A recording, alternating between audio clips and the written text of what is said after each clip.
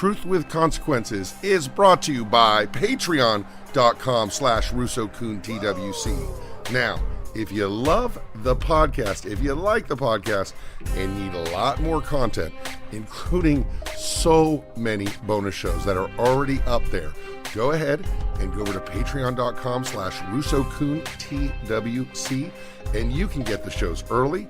You can get them uncut because I edit the crap out of these shows, and video and all kinds of goodies. Go over to patreon.com/RussoCoonTWC right now and support the show.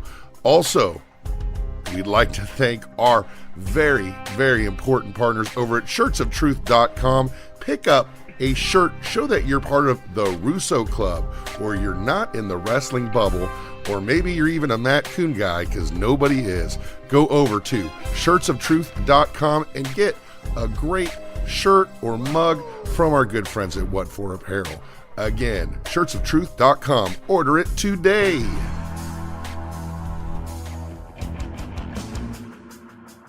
Welcome to Truth with Consequences. Vince Russo, I don't know about you, but I've been getting a lot of tweets about us hitting our stride, and people really enjoyed last week's Bruce Prichard show. What did you think about it?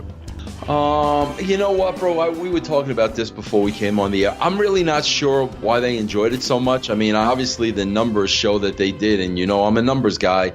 I really don't understand, but you know, I put a tweet out because now we got quite the dilemma. And the dilemma is, I mean, Matt, if you remember on last week's show, you asked me if I thought Bruce was a yes man.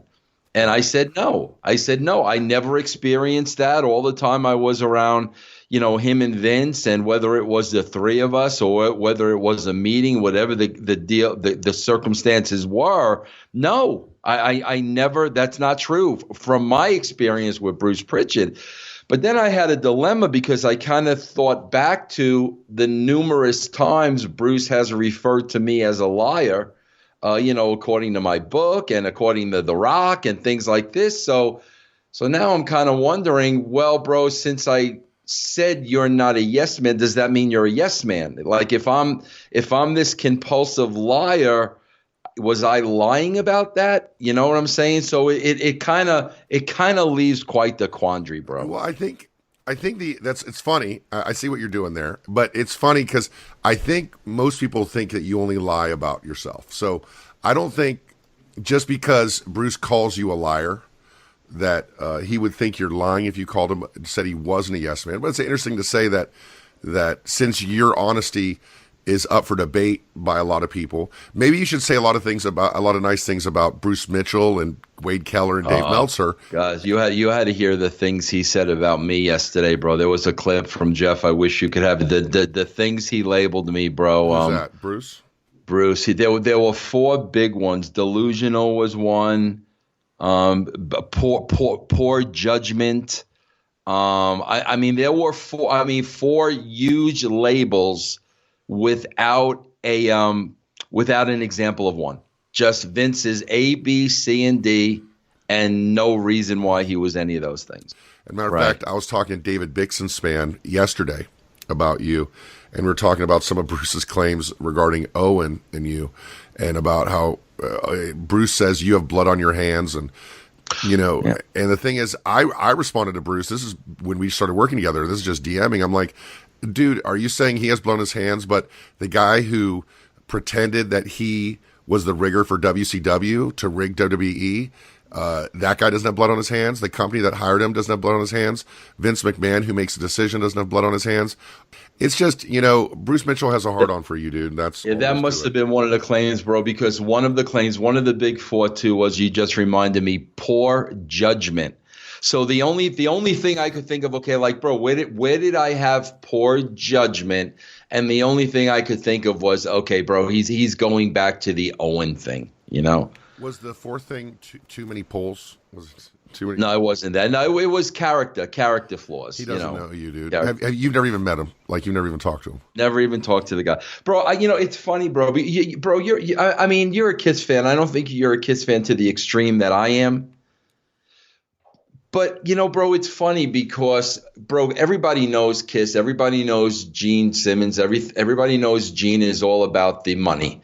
So, bro, let's break this down. There's 365 days in a year. Let's say on an average, and it's more than this, Kiss did about 250 shows a year. Let's say that on an average. So they've been touring since 1973, bro. So that's 26 years. Bro, what's 26 times 250? Can you tell me real quickly? 20. You got to calculate it. 26 times 250 times 26.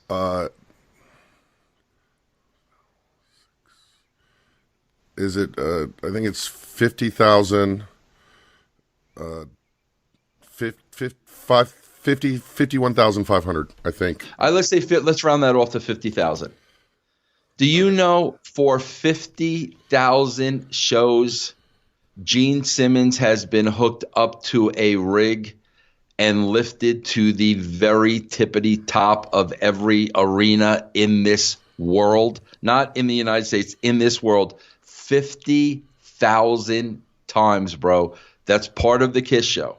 He flies through the air all the way to the very top of the arena, rigged. 50,000 times Gene Simmons has done that. For you Patreons out there, I try to do that in my head, and I used to be able to do that really good, but I'm going to actually edit that out and make myself sound like a genius. But those of you Patreons are going to realize that I totally got that math wrong. Your point is that with the Owen Hart thing, and we will do an Owen Hart episode, that Gene Simmons, who is a guy who has done this thousands and thousands and thousands of times with the right situations, with the right professionals, with the right crew, was able to do this. He didn't go and blame the person who wrote the songs about the rigging of the wire, the way that Bruce is blaming you for the rigging of the wire. Yeah, it's just unbelievable. I mean, bro, that just, bro, when they want to reach for stuff, like, bro, you could reach for anything. I mean, come on. I'm just saying for myself, like, I know, I'll defend what I defend. And I do believe, like last week, we got into it about whether they're journalists or not. And I do believe they are, and you don't believe they are. But with Bruce, I'll challenge him to come on the show and back up what he said. And what really pissed me off is he pretended he wasn't invited, but he's invited by me to come on and back up any of this stuff anytime. And the fact that we invited him again yesterday. I made that clear. Oh man, I don't know, man. I don't know how much you know this, Matt, because you're not from New York, but bro, I got to tell you, there's a radio guy, legendary radio guy in New York called Mike Francesa. I'm sure you've heard of him. Mike and the Mad Dog. Yeah, the sports guy. The sports guy. Man, Matt. I know who Sour Shoes is. Yes, Sour Shoes. I saw an unbelievable piece of business, okay? Well, bro, Boomer Esiason and his co-host, guy's name is Gio, they've got a show on the same network. Okay, bro? Bro, they're always dogging Francesa. Always dogging Francesca, make fun of the voice. They do imitations of him, the whole 9 yards. So, bro, there was a big brouhaha recently in New York sports with the New York Giants draft pick, and they should have never drafted the guy first. I mean, the whole 9 yards. But anyway, bro, they started talking about Francesa, right, bro? All of a sudden, phone rings live on the air. Guess who it is? Who's that? Francesa. Nice. On Boomer Esiason and Gio's show. And bro, I swear to God, it was the greatest thing I ever did, because here was Francesca's point. And it's my point with all these guys. And this is why these guys will never come on the show. Francesa said, bro, you guys could talk about me all day long. You could make fun of me. You could do imitations. You could do whatever you want. But when you talk about me, bro, you better get right what I say. You guys are misquoting me. You're taking out of context. You better get right what I say. And this is exactly what I said. Bro, he shut them down on their own show. They could not say a word. There was nothing they could do. It was live radio. And, bro, he shut them down. That's why those guys won't do anything with me, bro. I mean, that's so weak. It's just so freaking weak, bro. And I hope I showed that to a lot of people when, Rezi came on this show. I was open to that. No problem. You want to come on, come on. But I mean, bro, to just, the Bruce Mitches of the world to just keep, talking out your ass and just not have the balls to, to come face to face. That is just so weak, bro. So Bruce Mitchell and of course Dave Meltzer, of course Wade Keller. You guys know I'll be fair. Arezzi was worried about that. He was a little worried that I was going to sabotage him or ambush him. But ask John Arezzi, there's nothing for me to be gained, me personally, by not being 100% fair because I'll be scrutinized 1,000%. He is invited to come on the show and we can have a fair debate and I will be a very fair and impartial moderator. And I would love to have it. And here's the thing, dude. Honestly, Bruce is a good guy. Like, I'm pissed at him because I think he was a dick to me. And I think when people have their views challenged, sometimes they act totally weird, which is what he did. But I know this guy's a decent human being. That's the thing. I know he's a decent human being. And the way that he talks about you, he doesn't know you as a person. And I think you guys talking could really actually be a benefit. I don't think it would be a terrible thing. I think it would be a good I thing. agree, bro. I agree 1,000%. And I wouldn't want you to be pro. I don't need any help. You know what I'm saying? I mean, I love the fact that you would moderate it. I wouldn't expect you to be. I don't need any help. And I'm really. with you, Yeah, bro. not Like, really. bro, it's ridiculous. I mean, the things you say, you're a grown man, bro. You don't know me. You know nothing about me. Like, for instance, bro, the Owen Hart situation. I've told this story a million times. I didn't write that, bro. It was not written in the show. I got a call from the director of operations. Bro, can you write a spot in the show so these riggers can show us what they can do? How many times do I have to tell that story? It was never even written in the show. So I said, yeah, okay, Steve, no problem. Let me find a spot for you. So I found a spot for Steve. At that point, I'm done with it. I don't have anything to do with the riggers.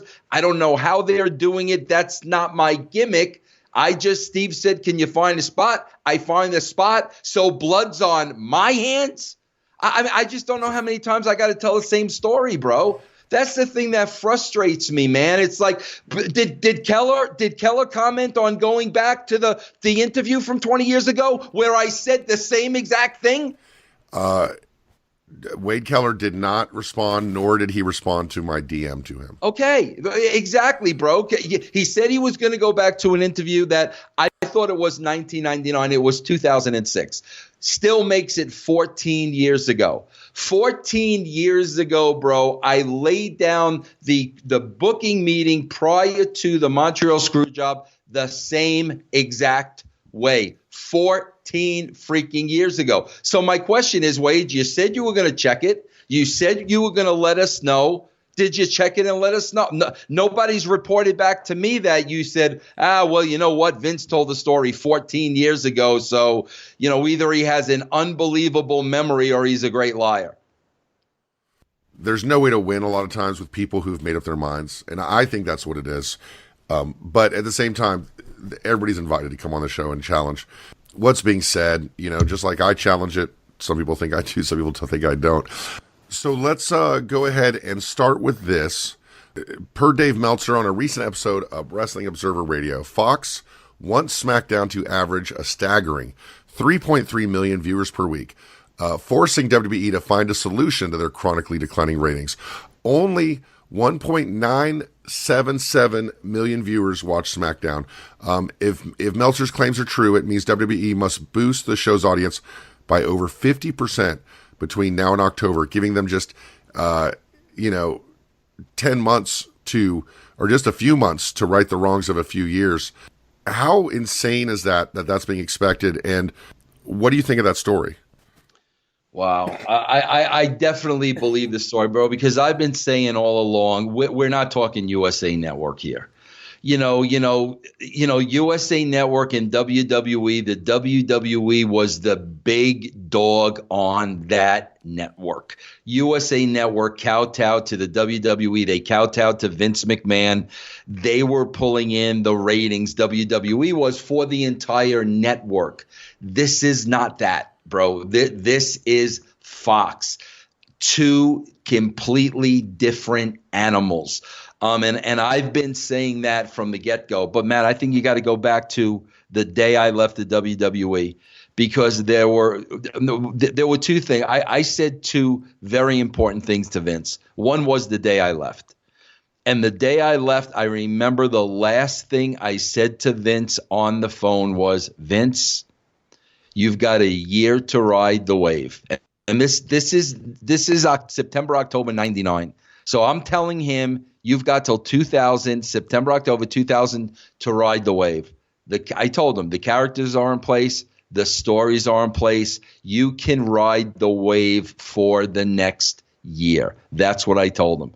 I remember in 2002, bro, I told him something. My last parting words to Vince were, you do not have that talent in your creative room to bring the product back. The talent does not exist in that room. Now, we're going to tie this into today, bro, because I just saw a video of today's WWE creative. Bro, you do not have the talent in that office. Matt, it's funny how this show, it's kind of a continuation of last week. Because one thing I said last week was my education once I was hired from the WWE. My education consists of Bruce Prichard.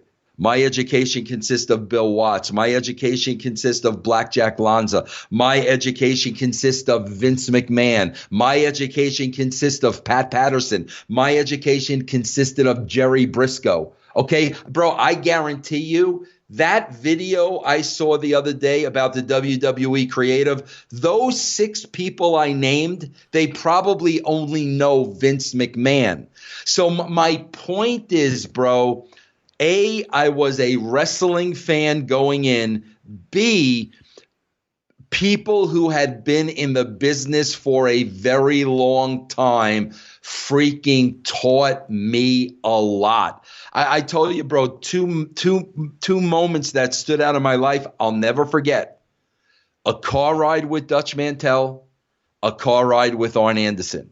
Okay, bro. I'm looking at these writers. Oh, well, I come from the soap opera world. And, oh, well, I got a degree from Notre Dame. And, bro, now I understand, bro. Now I completely understand why heels don't get heat, bro. There's no concept of wrestling whatsoever. So I think this is what the WWE is trying to do, because I'm really trying to understand this, bro. I think they're trying to take the entertainment world. Oh, bro, I worked in soap operas. I worked on television. I'm from Notre Dame. I did this. I did that. I think they're trying to take people that don't have a clue about wrestling, okay, don't have a clue about, know nothing about heat on heels, that type of stuff. And I think they're trying to marry those people with the Bruce Mitchells, the Bruce Pritchards, the Jeff Jarretts, the Road Dogs, the people that know wrestling and come from that world. So I think they're trying to marry the wrestling people with the entertainment people. Guys, it is obviously not working. It's not working. If that's what you're trying to do, somewhere along the line, there is a huge kink in that system. I was the perfect example, bro, because I was a wrestling fan. I had a degree in journalism. I was a writer, and I was being schooled, bro, by people with 20, 30, 40, 50 years of experience. So I had all of that. You seem to be contradicting yourself in a big way, because the entire predicate of the Vince Russo story has been, up to this point, that you had wrestling guys, and wrestling guys didn't know what the hell were going on. Wrestling guys like Cornette and Prichard had no idea how to create a TV show. And you and Ed Ferrara, who you love to celebrate as writing Honey, I Shrunk the Kids 2 or Honey, I Shrunk the Kids TV show, you know, who's a writer, and you as a writer came in. Right. WWE is doing exactly what you said they've always should do, is bring in writers. These guys seem like the people that you would think should be in there. But for some reason now you're saying these guys don't know wrestling. They don't know heat.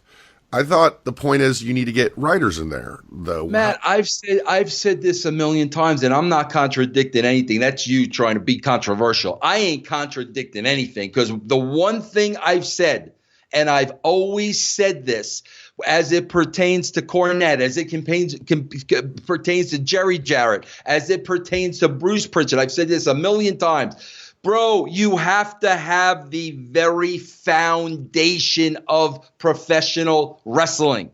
The very foundation of wrestling still works, bro. It's kind of like baseball. There's a diamond. There's 9 people on the field. There's a pitcher. There's a catcher. Now, you can throw little things in there like a designated hitter and things like that. The foundation, the fundamentals of professional wrestling, they don't have that. You need to understand that if you're going to write for the genre. Bro, if I got hired tomorrow to write One Life to Live, I would need to know about the fundamentals of soap opera writing.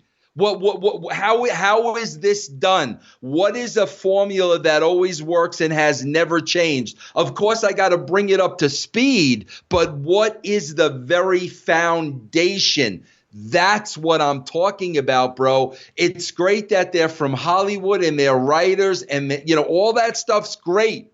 They have to understand the very foundation of wrestling in order to know what they're doing. It's not me trying to be controversial. This is literally the first time I've heard of this from you, that the foundations of wrestling. Oh, and I've said that, bro. People that follow me know I've said that a million times before, bro. Because you always have to put heat on heels. That's part of the foundation. You always have to put heat on heel. You always have to put sympathy on baby faces. There's fundamentals. I agree with all that. Yeah, well, there's fundamentals that.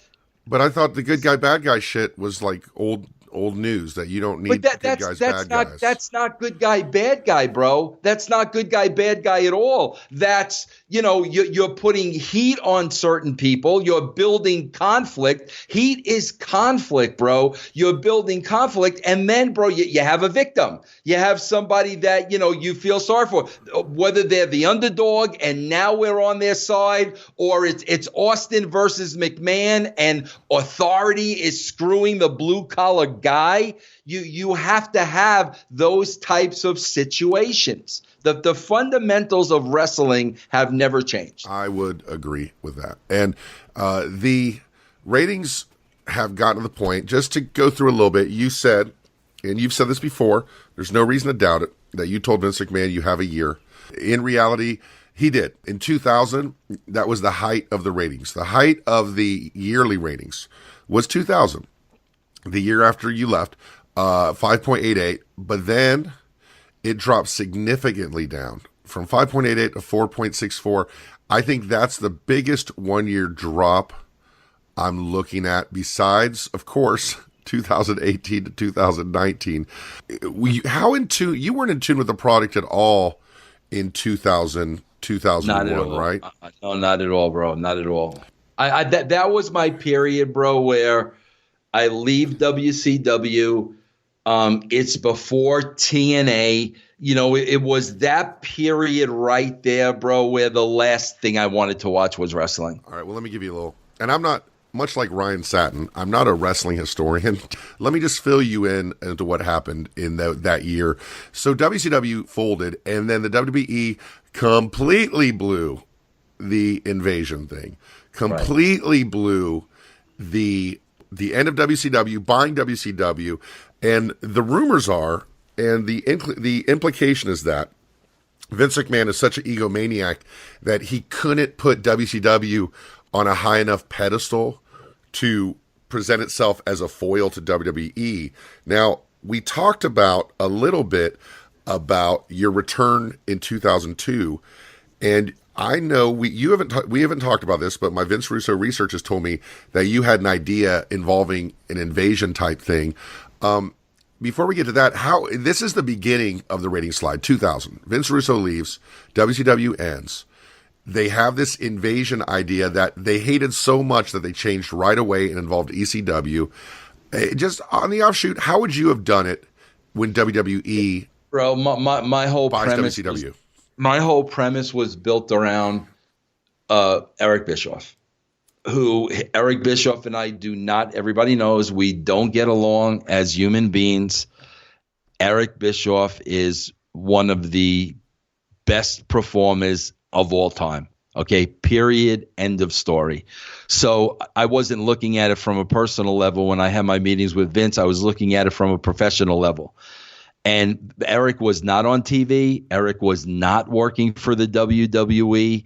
None of that had taken place. And my pitch to Vince was, bro, you gotta bring Eric in here. You have to hire Eric. And bro, the whole idea was like, Vince was going to kind of be Vince and, kind of punish Eric and embarrass Eric. And, and Eric was going to take it because Eric was going to be working him. And Eric was going to take it, and Eric was going to eat shit, and Eric was going to eat crow. And as this was happening now, Vince was kind of starting to get enlightened by Eric. So Eric's working Vince, bro, and Vince now is starting to respect Eric, okay? In the meantime, Shane smells a rat, and Shane's like, Dad, Shane's telling him, this freaking guy's working you, bro. He's working you. And, and Vince is writing that off by saying, Shane, you're jealous. Get over it, bro. You're my freaking son. You're going to be jealous of Eric Bischoff.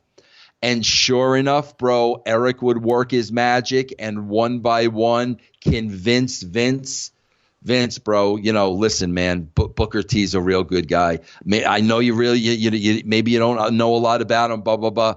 Bro, I'm telling you, listen, bro, take my word, sign him to a 1-year deal. One by one, Eric would be bringing these guys back. And before you know it, everything's in place for Eric to now do a WCW takeover in-house. Meanwhile, Shane had been warning Vince all along, telling Vince what was going on. Vince is getting hot at Shane because, that was the whole foundation of the angle. And keep in mind, bro, this is before Eric was hired. Before there was any communication of Eric being hired, that triangle between Vince, Shane, and Eric was going to be the foundation. The invasion was literally the worst thing ever, and the ratings reflect that. It sounds like you had an idea, you had a good idea, and that's certainly better than what they did. But well, Matt, see, that's an idea that needs to be written. That needs to be crafted. That is a story, bro. It's a scene in a movie that needs to be written. That doesn't need to be booked. That needs to be written. And that's where I think they fall short, bro. When I talk about the writing, I'm talking about the intricacies. There's a way to write this. I think that's where they're falling short, bro. Vince used to call it the nuances. I think that they're falling short in the detail, bro. I think, and we had a debate about this once, about beginning with the end in mind. I think beginning, especially in 2019, beginning with the end in mind is something you need to have because people are used to such great storytelling. We just had a movie that had a $2 billion or $1 billion opening. That's going to be a $2 billion with a B dollar movie because it tied up loose ends from 20 movies. If you had an angle like that, would you be focused on what happened at the end? Would you have a full story arc written? Or no, would you... I'd let it write itself, bro. I would let it write itself. Let me tell you why. Real life heat would develop. I'm telling you, bro, real life heat would develop, and I would want to be in the back. I would want to have my eyes and my ears open to see what was going on and how this thing played out and write it accordingly. You know, Matt, I want to go back to the Avengers. I'm not a fan of the franchise. I did not see the movie. I probably won't see the movie. But you said something, Matt, I want to make this perfectly clear. And I want you and everybody else listening to this show to understand this, okay? Everything I did in the wrestling business, from giving Rock the Rock, from being so frustrated, just saying, bro, let Sean put freaking Brett in his own move, okay? To exactly what I'm saying here. It's logic. It's simple, bro. If you sit down and think about these things, this is not rocket science. I am not a genius. Here's what I want to tell you about the Avengers, Matt. You're watching that movie, and what are you seeing, bro? Here's what you're seeing. Half action, half storyline, character driven. Am I right? I can't disagree with that at all. That's Okay. that's my main issue with WWE right now, for sure. Exactly. Okay, so Matt, now you put that movie over. I didn't see that movie. I take your opinion in high regard. So I know that had to be a good movie. Jeff Lane had to have watched the Avengers, right? Yeah, I don't know if he's seen it yet. I don't know. All right, go ahead. But guys, this is what I'm talking about, guys. About this is simple math. This has nothing to do with freaking Vince Russo. So you look at that movie, you got half action, you got half storyline, half character. Okay, bro, now let's put that into play at the WWE right now. Are you getting that combination? Are you getting half action and half storyline character development? No, bro, you're not. As a matter of fact, I would go as far as to say it's probably 90-10. It's probably 90 in-ring action, 10% characters. Bro, that's not rocket science. That's not me being a genius. It's in front of your face in freaking black and white, bro. For me, that's why I am not enjoying what's going on in wrestling. And we can argue about the end result being important until the cows come home. But the reality is, with the Avengers or with any story, it can't just be, a bunch of wrestlers thrown together to wrestle and there's no reasons given. Not if you look at the history of success in wrestling, whether it be the boom periods in the 80s and 70s and 90s, whether it be the slight uptick in the middle of 2000s, it's always been storyline combined with that. So here's the thing, Vince. When I saw the writers thing, I saw it today. One of your listeners, one of the really cool listeners to this program that are Vince Russo fans, sent it to me. And I was like, oh, shit, I'm going to have to talk to Vince about this. But I had a total different viewpoint on it. I go, these are guys that Vince would want in there. But Vince Russo. These are guys, okay. Vince Russo would want a guy who studied writing at Notre Dame or a guy who wrote screenplays. But the fact is, I was looking at these guys like, these poor guys. If they're writing all this time and nothing's getting on the screen, or they're writing this beautiful idea. There's got to be at least one good creative guy in there who's writing this beautiful idea, and Vince is like, goddamn, pal, he's too short, or whatever. I'm like, these poor guys are writing for no reason all day long, because I think the main issue right now is at the top, is Vince's direction at the top. Would you disagree with that? Well, Matt, you made a great point, okay? Here's where we're on the same page. When you said Vince Russo would want a guy like that, okay? Bro, there are two guys like that come to mind immediately, bro. You know what? I'm going to say three guys. And throughout my entire career, there are three guys that come to mind immediately, okay? Bill Banks was first, okay, the WWE. Jeremy Borash was second at WCW. And Matt Conway was third at TNA. But here's the difference, Matt. It was one person. It wasn't 20 people. So I got to take Banks, and I got to take Jeremy, and I got to take Conway one-on-one. And I got to teach them every single thing I knew, not only about writing, bro, but about the wrestling business from people that taught me. So whereas I agree with you, bro, I would want that type of person. I wouldn't want 25 of them, Matt. You know, we've all said things like, I'm not going very far. I'm in a rush. It's too uncomfortable. Sometimes I just forget. But don't kid yourself. There's no such thing as a good excuse for not buckling up. If you've used any of these excuses or any others, you're putting yourself at risk of injury or death. In 2017, more than 10,000 people were unbuckled when they were killed in crashes.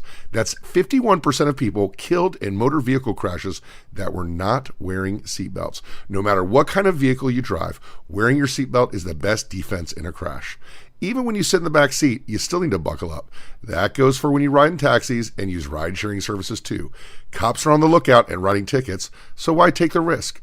In 2017 alone, seatbelts saved nearly 15,000 lives. So do the smart thing and buckle up every trip, day or night. Click it or ticket. Paid for by NHTSA. If you needed it to work today and they said, okay, you've got all these fucking programs. We need an NXT show. We need a 205 show. We need Raw. We need SmackDown. We need the pay-per-views. And we need, and we need good creative for all of it. Starting now. Vince Russo, you're in charge. You would have to have little teams on each one, right?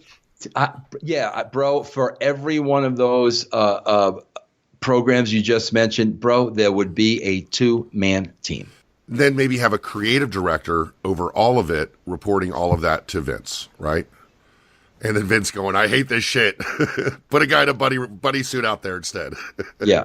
But that's all you need, bro. That's all you need. If you had 2 people concentrating full-time writing 205, 2 people NXT, 2 people Raw, 2 people SmackDown, the problem is the system is broken. Their system does not work. You have 19 years of proof, bro, that the system you have in place is not working. That system, in a sense, has never worked. And let me put something out there and see if you agree with it or not. The Russo brothers, who wrote Avengers. I keep going back to the Avengers because they wrote a damn 20-movie arc. I mean, who the hell does that, right? Right. You don't see ridiculous. It's ridiculous. And ridiculous, bro. Right. Ridiculous. You don't see the Russo brothers going in there as part of the Avengers. It's not like, let's get Iron Man, Thor, the Russo brothers, and Spider-Man, and let's fight this, right? Yeah. Well, you see, bro, that, you know, Matt, that leads me to, like, this is if I could pinpoint like one freaking problem, bro, and again, I want everybody to understand this is simple. Here's the problem. They're too close to it, bro. They eat, sleep, drink, shit, piss this stuff. They're too close to it. And they don't want to listen to somebody like me who is on the outside seeing this a million miles away and saying, guys, do you not see the obvious? But here's where you could start, bro, and it kind of ties in with what you just said. The McMahon family plus Triple H. Okay, bro? I have been watching this product for the last 5 years. Okay, bro? In that 5 years, not one of these characters have changed one iota. The Vince McMahon character, bro, has not changed since 1997. Now, bro, you want me to make a comparison to that? Let's make a comparison to that. Real easy to see, bro. Matt, did you watch the Godfather saga? I did watch the Godfather. Okay, bro. We saw a young Vito Corleone, Robert De Niro. And we saw an old Vito Corleone, Marlon Brando. Marlon Brando in his older years was not acting like a Vito Corleone in his younger years. Right. Absolutely. Time had passed, bro, and they changed. They became different people. I used as an example the other day, bro. Anybody can go look at the evolution of Archie Bunker. Watch the first episode of All in the Family. Watch the last episode. You will see before your very eyes the change in this man and the things that changed him. There was further evolution in his, not to just say, hey, we're old, but there was further evolution in his spinoff, Archie Bunker's Place. Yes, there was. I talked about that too, Matt. Yeah. I talked about that too. My point is, Shane, Stephanie, Triple H, and Vince have not changed. What do I mean by have they not changed? Bro, here's the simplest way I could explain it to you to make you see it in black and white. Vince, Triple H Stephanie's changed a lot. Well, okay. All right, funny boy. Hey, bro, how old is Triple H? I'd say he's about 45, 46. 45. Maybe? Okay, Triple H is 45. Bro, what does Triple H do? What's the first thing he do? Bro, he's the corporate guy. I'm taking all the pictures with the NXT guy. I'm wearing my suit. I'm wearing my tie. I'm the corporate guy. What does this 45-year-old do? What's the first thing he does when he has to wrestle again? Bro, he puts on his leather jacket like he's 25 years old again. That's what I'm talking about, bro. But here's my point, Matt. Because they don't change and they don't evolve and they're the same people, they now become a parody of themselves. Vince McMahon has become a parody of Vince McMahon. And bro, it's not good. There's no credibility. They're trying to play the same people they were 20 years ago. Bro, no. Shane would have changed dramatically, especially, bro, leaving the company and coming back. There would have been a dramatic change in Shane. There would have been a dramatic change in Stephanie once she married Triple H, and now she's the go-between Triple H and Vince. There would have been dramatic change in this family. But this family is portrayed the same way they were 20 years ago. They have now become parodies of themselves, bro. So you've got static characters and a static character over the period of 20 years. If you watch any soap opera, like, Erica Kane comes to mind, the character of All My Children. She was on there for 30 years. She had 70 husbands. But over time, she changed. And referring to these particular static characters, and characters we'll talk about later that probably make no sense at all, I want to get to something that a lot of people point to, a lot of people not in the business, fans, refer to as an issue. And it's not something I get into. Like when I say that I'm not watching Raw anymore, it's not because of someone getting pushed or not getting pushed. But there's an argument to be made that the big drop-offs in 2002, 2003, and also the big drop-offs in 2015, 16, 17 are related to pushes of certain wrestlers at top that the fans didn't want. The push of Triple H in the early 2000s and the push of Roman Reigns in the 2015 to now. What do you make of the fact that if you want a star, if you want your headline guy and the fans don't want him, about being so stubborn that you insist, no, this is your guy.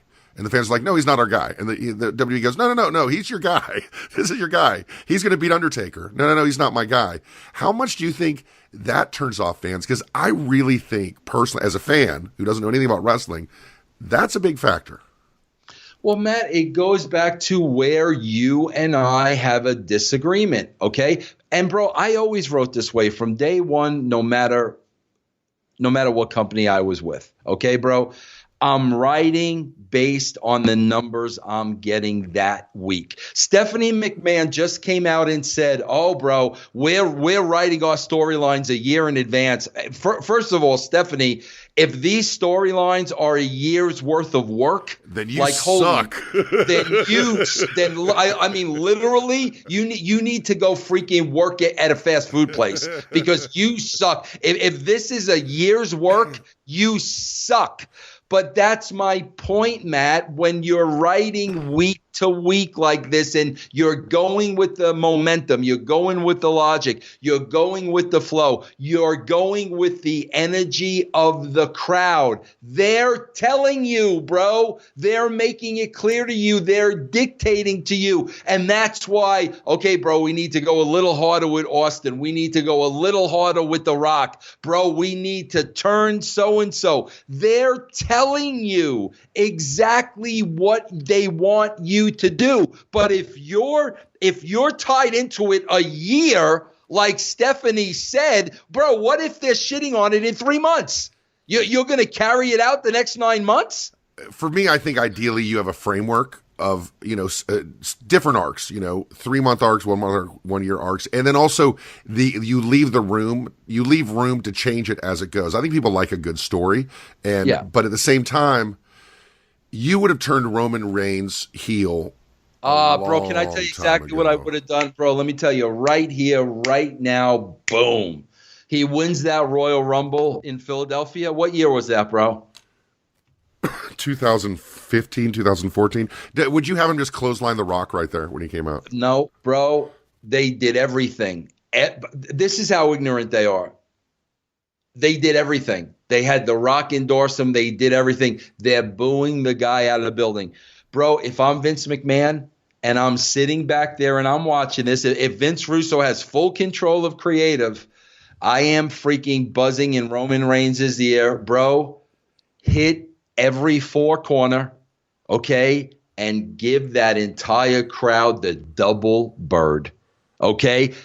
And bro, here's the bottom line. You know that's what Roman wanted to do. You know that's what Roman would have done if he would have just said, F you people, bro, you would have been off to the races. But according to Stephanie, oh no, we got a year plan for Roman Reigns, and this is what we're going to do regardless of the fan reaction. The funny thing about that is when The Rock hits the ring, right? And they're going, okay, we'll give him the Rock rub. And the fans start booing the damn Rock. The Rock gives a look like, what in the ever-loving fuck is going on? And then he gives another look like, we're in a lot of trouble here. Like, you can look at The Rock's face and be like, what in the hell? And WWE is doing everything short of having Roman Reigns have people walking out of wheelchairs and curing them on the spot. And I said the double bird back then. I mean, anybody can go bro, you can go to russosbrand.com. I think a lot of our shows are up on YouTube. I said that when it happened. I'm not just saying it now. Well, sure. And there's something to be said for that, like doing it in the moment and saying, okay, let's react. But even in the short term, if you were back there, wouldn't you just be going, Vince, guys, the fans hate him. They hate him. What are we doing with this guy? Yeah. Bro, I told you, I got into, I really got into it. Bro, it's funny because when I would get up on my soapbox, 99% of the time, Vince would say nothing and just listen. He would just let me go off and not listen. But there was one time in a car where it was back and forth. It was a back and forth fight.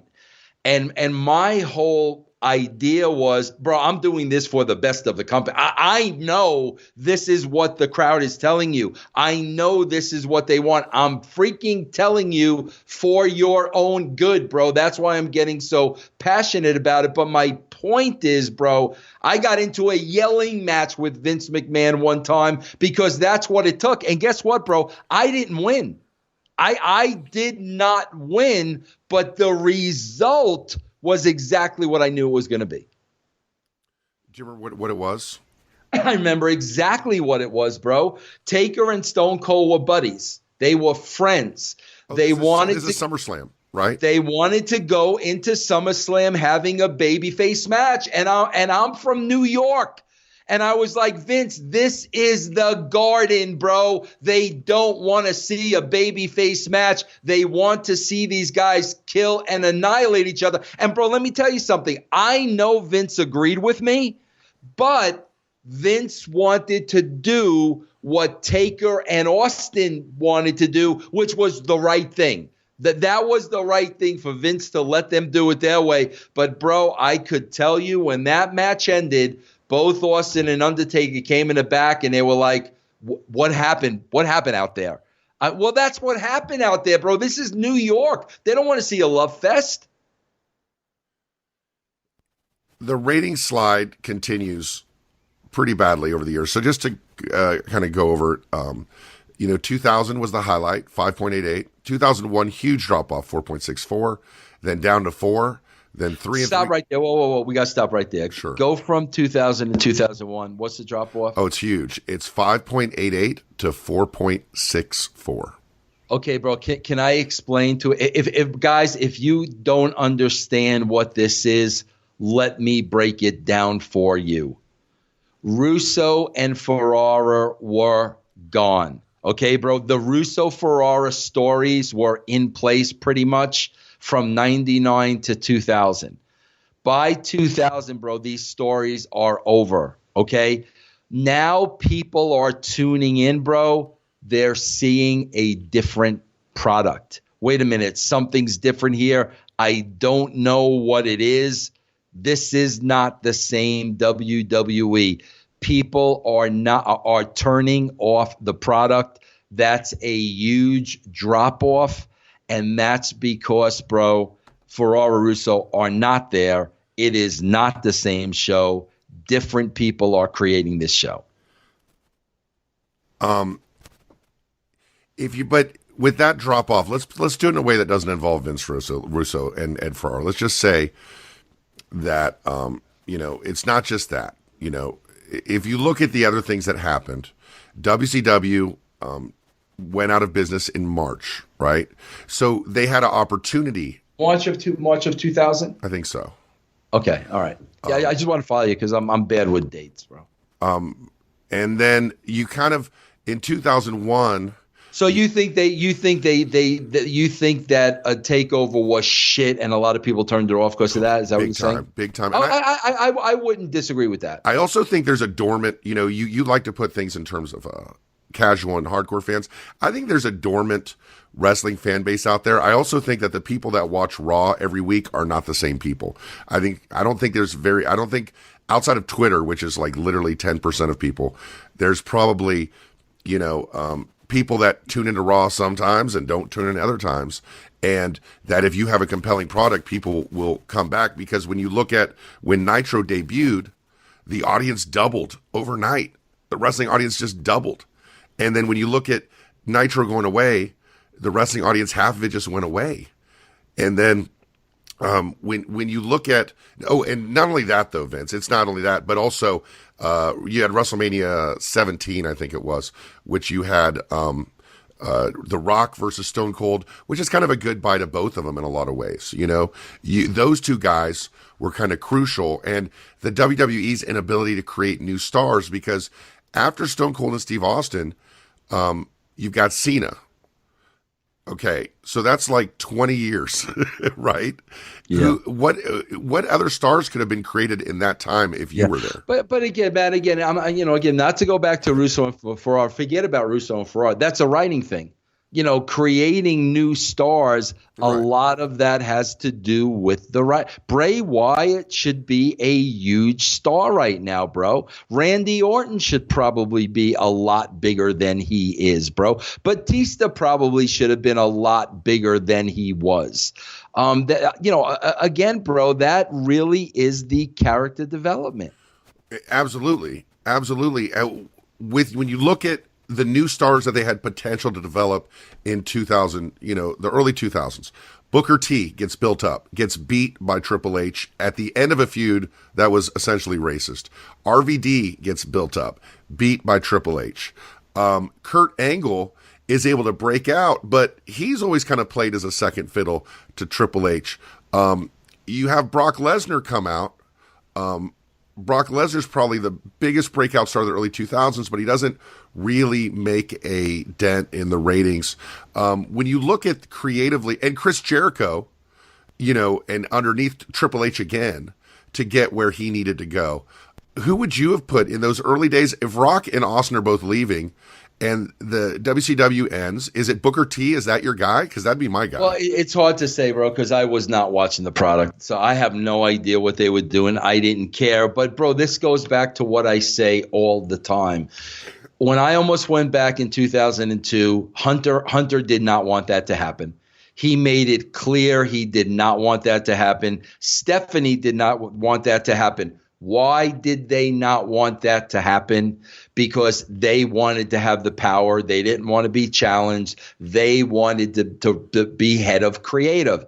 Bro, what have I said from day one? You cannot have talent involved in creative because, bro, no matter who it is, they're always going to put themselves over. It's the nature of the beast. That's how they've been taught. That's how they've been trained. So when you put a Jeff Jarrett in charge of creative at TNA, Jeff Jarrett's going to be the champion. When you put Triple H in charge of creative at WWE, everything is going to revolve around Triple H. That's why it's freaking suicide to put a wrestling talent on a creative team or the head of creative, because you're going to get that every time, bro. Every time. You know, the prime example is Kevin Nash booking himself to beat Goldberg, right? Put any wrestler in that spot. I'd do That's it. I'd do it. Yeah, well, that's the mentality of a wrestler, and bro, maybe that was part of paying the price in the early 2000s, where everybody was everybody was being eaten up at the expense of Hunter. In 2005, 2006, this is really one of the only areas where the ratings actually started to climb back up a little bit, and I want to get your feedback on this. 2005. We finally saw Hunter starting putting people over. There was an angle involving a group called Evolution, and Batista was allowed to be the guy to beat Hunter. And at the same time, you had one of these guys who caught fire. He wasn't on top yet, but he was getting attention from people, John Cena. So how important is it to have, number one, having these young talent beating a guy like Triple H, even though wins and losses might not matter, but in this case it does? And how important is it to lean into a guy on the rise like John Cena? Yeah, I think that's what it was, bro. I think it was definitely the Cena thing. I think Cena is a bona fide star, bro. That is my biggest regret of the one person I wish I could have worked with. I never met John Cena. I wish I could have worked with him more than anybody else. The guy's a bona fide star, and I guarantee you a lot of people were drawn to him, and that kind of gave him the little blip on the screen. 2013, so we've got 8 years now, because it just 8 years of going down. Just say it. 8 years of going exactly, down. because from 2000 to 2004, it went down from 5.88 to 3.76. So we're talking down from 6 basically to 3 3/4. And then we had a slight uptick, 2005, 2006, for the reasons we said, and then pretty much down with one outlier all the way down to 2013. 2013, what happened in 2013? Brock Lesnar comes back. The Rock is facing John Cena. Daniel Bryan starts to be on the rise a little bit. CM Punk is involved and in coming off the pipe bomb promo. To me, Vince, it sounds like for one moment they weren't afraid of starting to get some stars again. We've talked about this a lot. How important is allowing people to become stars to the WWE turning these ratings around? Bro, it's like, again, television, if you're on television, bro, you're larger than life. That's why people watch television, bro. Being a TV star is a huge deal. Okay, bro? Brock Lesnar is a star. He's different than everybody else, bro. You look at him, you're interested in him.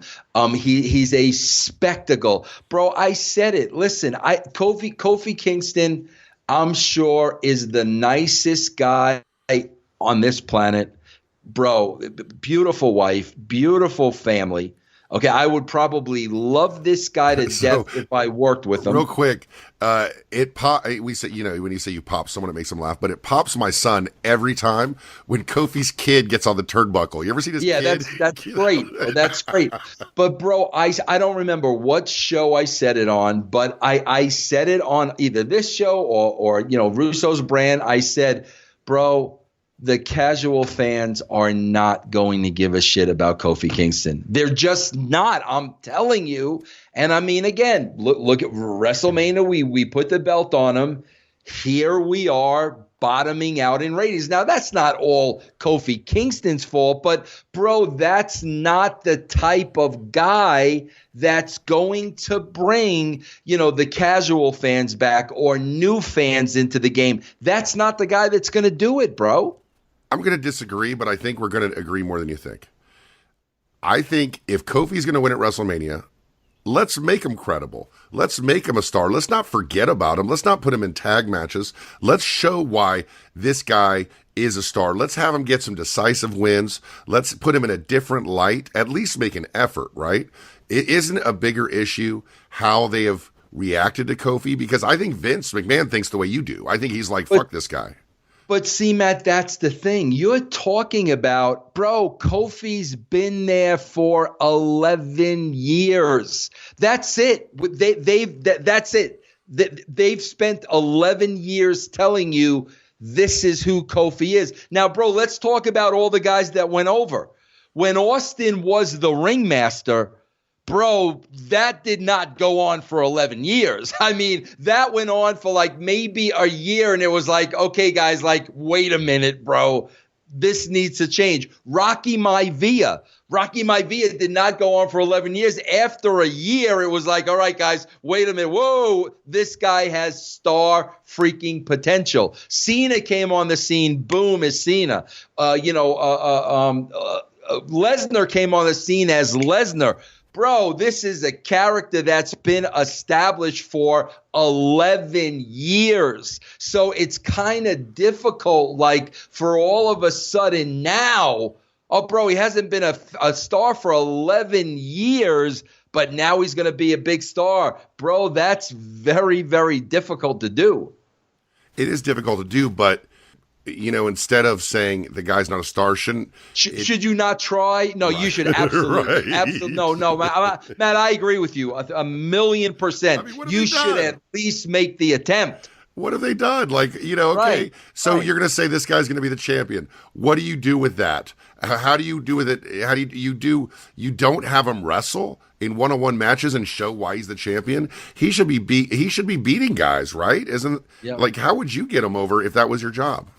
Well, first of all, bro, I would have completely played the racist angle, and I would have had Kofi turn around and accuse Vince McMahon of being a racist. Okay, that's why in your eyes, bro, I'm a B+ player. Whatever they did, they totally dropped the ball on that. There was never a Vince reaction to Kofi winning the belt, which means Vince really didn't give a shit. He never reacted to it, bro. So he never really gave a shit whether the guy won the title or not. So that whole storyline was completely. He could have been, bro. If he would have freaking called, bro, they were saying it between the lines. But if he would have flat out came out and Vince said, what your problem is, bro, you're a racist, bro, and this is your company, and there's a certain kind that you don't like. Well, bro, all of a sudden now Kofi Kingston is speaking for every single minority out there. Okay, now he's the voice of not only black people, Mexican people, every type of gay, lesbian community, every type of, minority. Now he's the voice of all of them. Let's get him out of the clown clothes, bro. Let's make him a real freaking guy. Now, if I'm Vince, and I'm like, bro, if people view me as a racist, this can kill my entire company. Okay, bro, guess what? Now I'm trying to get Kofi Kingston killed. Yeah, you understand now? Do you see the seriousness of that angle and what that angle represents? Austin was the blue collar guy. Well, guess what? Now Kofi Kingston becomes the minority in that same exact freaking role. Well, we know there's nothing worse. There's no more motivated man in America than a white man who's accused of being racist, you know? So like if Vince as a character is accused of being racist, he'll be like, how dare you? But at the same time, it could be code to the crowd to say, oh, Kofi's been here 11 years and this is why. And so, but can I tell you something, Matt? Again, I just want to go back to the writing. This has nothing to do with Russo. Nothing. Please understand that. They don't know how to write that, Matt. They don't know how to write anything that's outside of the realm of wrestling. They don't know how to write and craft that story.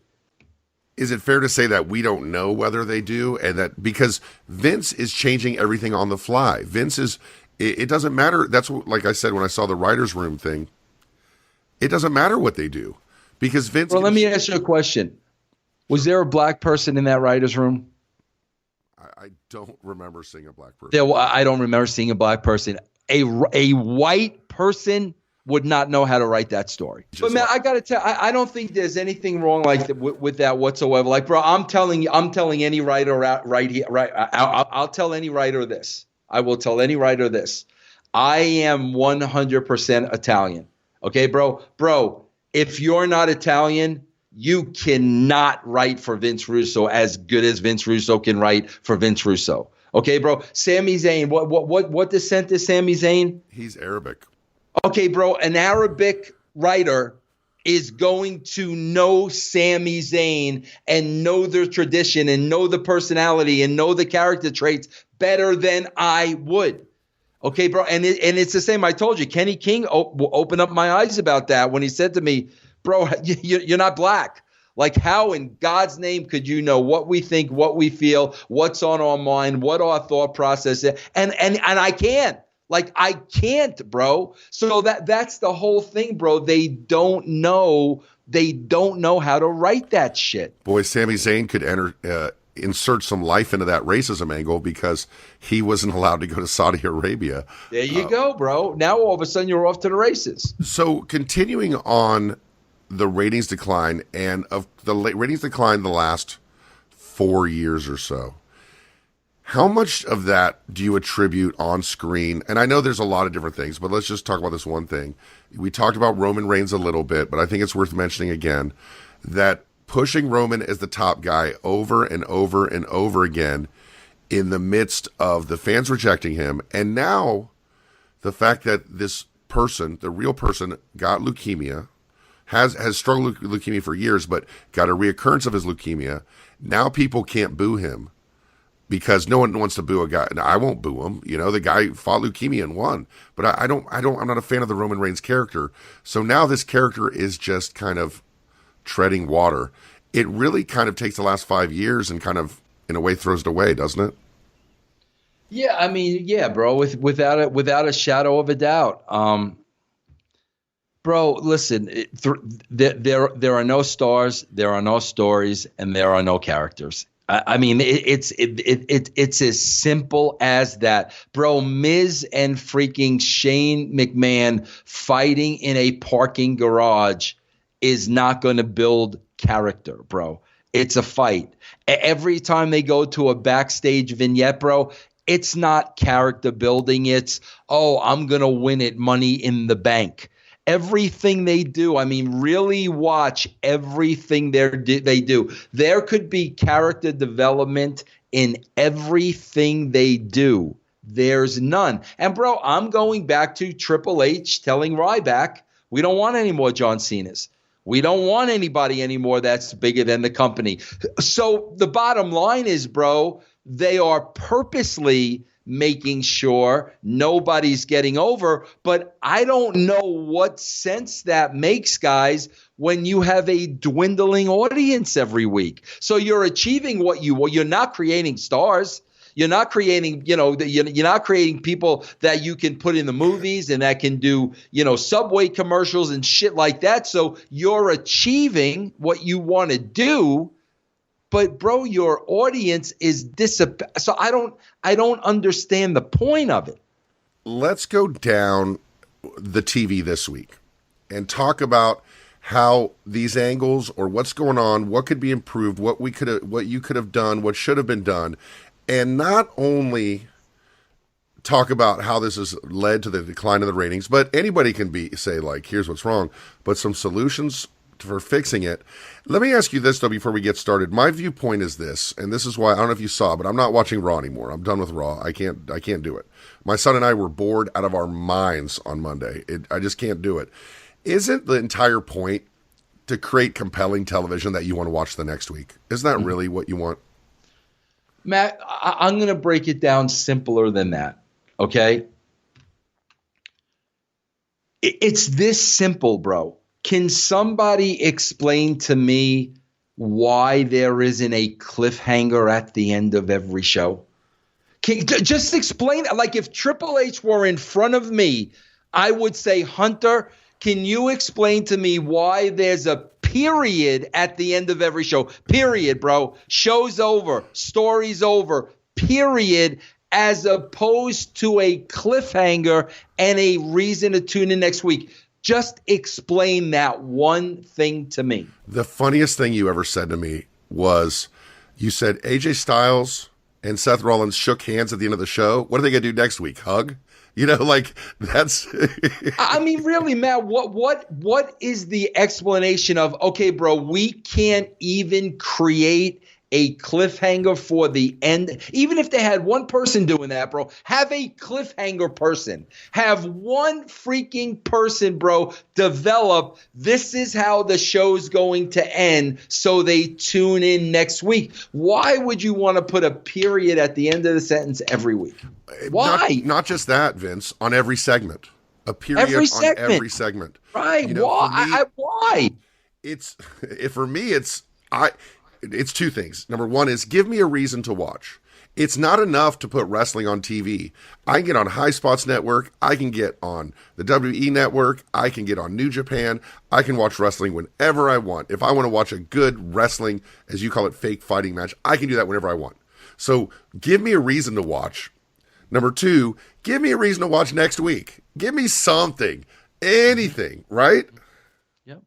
So let's talk about Raw this week real quick. So the big solution is for Roman Reigns to show up, right? But it starts with Vince. So there's a million things going on here that make no sense to me. Number one is they just did the Superstar shakeup. They got Roman Reigns over on Raw to SmackDown to much pyro and ballyhoo, as you would say, and he gets a 1.8. So their answer is to take this star and bring him back onto Raw for no reason. Vince McMahon comes on screen and basically gets rid of the whole Superstar shakeup and the brand split without actually doing it. And you've got these guys from SmackDown coming out. Why would someone? What is the argument that this is compelling TV? And why does that make no sense to you? That to me, that segment was it for me. I'm done. First of all, what show are we talking about? Raw, SmackDown, bro. First of all, we have to go back to. According to Stephanie McMahon, this was written a year ago. Well, you know that's not true. Come on. Bro, if that's not true, why is she saying it? Why is she saying that if that's not true? You know why Vince Russo can sit here and say, Stephanie, was that really written a year ago? Why are you saying that? I think my personal opinion, she says that to personally drive you crazy. That's it. That's the only reason she says it. But it's a little message to you. That's it. Matt, I don't know. I just know, like, I don't know. I'm embarrassed for Vince McMahon, bro. We do our Raw SmackDown review, and Ben Hameen plays the character of Vince McMahon, and the character is you got a 72-year-old man that's kind of lost his marbles, and he really doesn't know what's going on. That was Vince. I mean, this guy, a 72-year-old. First of all, bro, he looks like shit. I would be there saying, Vince, you can't be on TV anymore. I'm sorry, bro. That I would tell him that. Just like I had a talk with JR one-on-one with the Bell's palsy. And JR wanted to go back on TV, and I was like, this is exactly what I said to him. I said, Jim, your fans don't want to see you this way. Like, heal up, get better. Same thing with I would tell Vince the exact same thing. People that remember the Vince McMahon character and the confidence and the power and the ego, they don't want to see this guy, bro. I would tell him that. So right off the bat, bro, that character has no power. That character has no balls. He's going out there like from 20 years ago. Bro, it's literally embarrassing. So once that happens, how is anything off of that going to mean anything? Not only that, he got bitched out by Roman Reigns 2 weeks before. He got punched in the face. And didn't AJ just say something to him that completely bitched him out? Yeah, and AJ beat him up like 6 months ago. He punched. Because McMahon in his mind is like, if I'm on TV, pal, it's awesome. Is there a worse segment ever in wrestling than McMahon pretending to come up with this idea of the wild card? I'm going to have up to three. I'm going to have up to three people.